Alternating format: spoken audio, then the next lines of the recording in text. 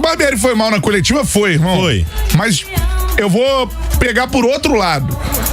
Eu acho o inverso do que grande parte da torcida do Vasco está achando nesse momento. Qual é o inverso do que a grande parte da torcida do Vasco está achando nesse momento? Parte da torcida acha que o elenco é bom e o Barbieri é fraco. Isso, pra mim é o contrário. É o contrário. O elenco não é que é fraco, o elenco não é tão bom quanto a torcida acha. O elenco pra grande parte da sobreviver. torcida acha. É um elenco montado pra sobreviver. É um elenco montado pra sobreviver. No máximo. É isso. Mas agora, é um elenco abaixo, bem abaixo do que necessita a Série A do Campeonato Brasileiro. Mas você sabe o que incomoda a torcida? E o Barbieri, ele faz um bom trabalho até aqui. E pra mim, num primeiro momento no ano, ele aumentou o nível desse elenco, que pra mim é abaixo da força que é exigida pra um elenco da Série A. E num primeiro momento do Campeonato Brasileiro fez grandes jogos contra times com elencos muito acima do deles. Você acha que o Vasco fez grandes jogos ou o Vasco conquistou pontos preciosos? Cara, eu acho o jogo contra o Palmeiras, em certos momentos do jogo, foi um grande jogo. Foi um grande jogo, assim. Eu não acho que o Vasco fez grandes jogos. Mas assim, Contra o Fluminense foi uma defesa até constrangedora no final do jogo, E pra mim o papel do treinador é o seguinte, o treinador tem que dar organização, padrão tático a uma equipe, e isso o Barbieri inegavelmente dá ao Vasco. Ontem o Vasco fez um bom primeiro tempo.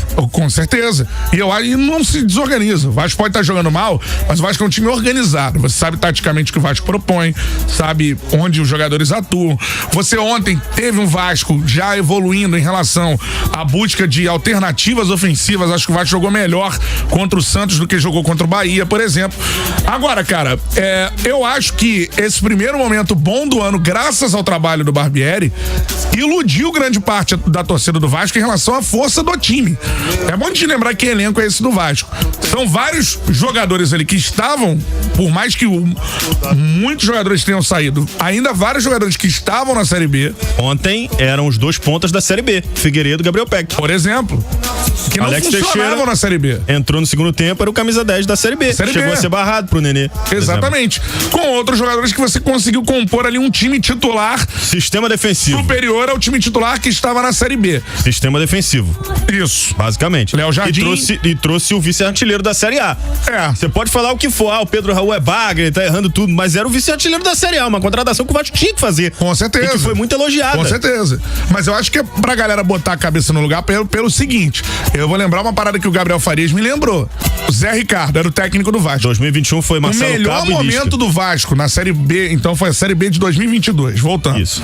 O melhor momento do Vasco na Série B, e o Vasco sobe no ano passado, graças à campanha feita com o Zé Ricardo. Zé Binário, que a galera chamava, né? Que ele só ganhava de 1-0 e empatava em 0-0. E líder do campeonato. Tomava os pontos. Isso. Não jogava bem, mas era o que o elenco. Não era o líder, mas era um time que frequentava o G4. Mas o Zé Ricardo tirava daquele elenco o máximo que aquele elenco poderia fazer, que era o quê? Jogar feio, empatar, vencer e ser líder da Série B. Era o máximo que dava pra fazer com aquele elenco.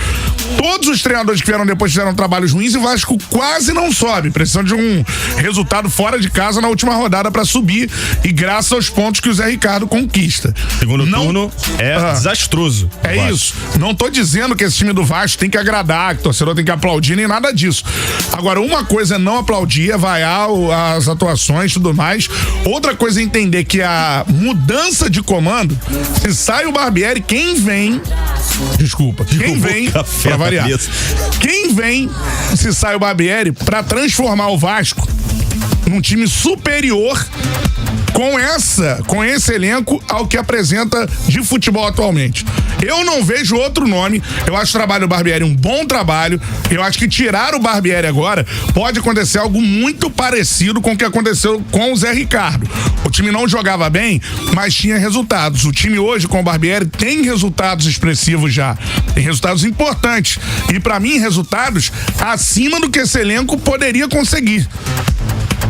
Eu acho que o torcedor do Vasco tem que tomar um choque em relação à força desse elenco. O elenco do Vasco, ele se mostrou mais forte do que o que ele é realmente. Mas você não acha que o Vasco tem elenco pra fazer mais pontos contra Santos, Bahia e Curitiba? O Vasco fez 1 ponto contra esses 3 times. Cara, eu não Bahia sei. E Curitiba. Se eu te falar que eu não sei. Bahia e Curitiba, canta. Sim. Cara, por que eu não sei esses jogos? Obrigado, Gabriel Farias. Porque eu não sei.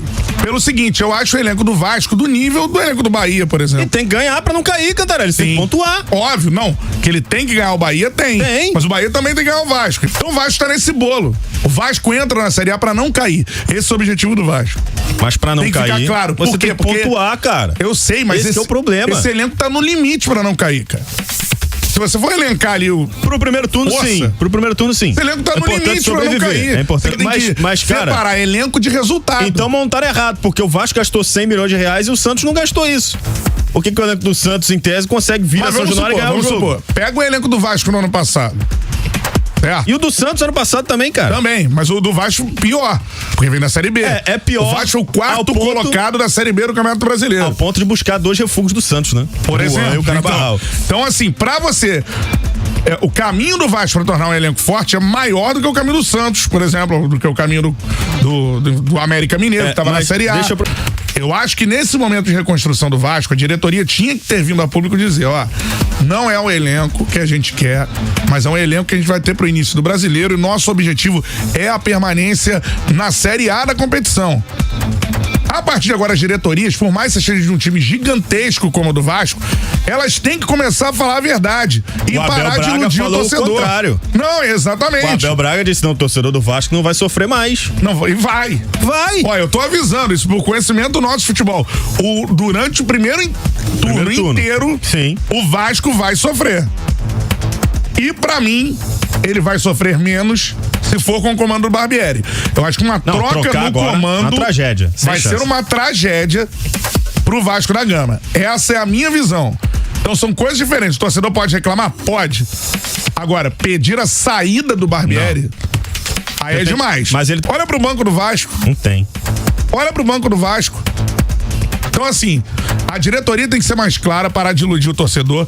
O elenco é montado no limite pra permanência pra Série A. Eu acho que nem no limite, faltam posições até pra isso. Isso, e vai sofrer até o final, até a janela. E aí a cobrança a essa diretoria que prometeu esse time aí, que não ia mais sofrer e tudo mais, a cobrança dessa diretoria de, na janela, somente acertar nas contratações. Sim. Vai ter que montar um time pro segundo turno pra manter o Vasco na Série A.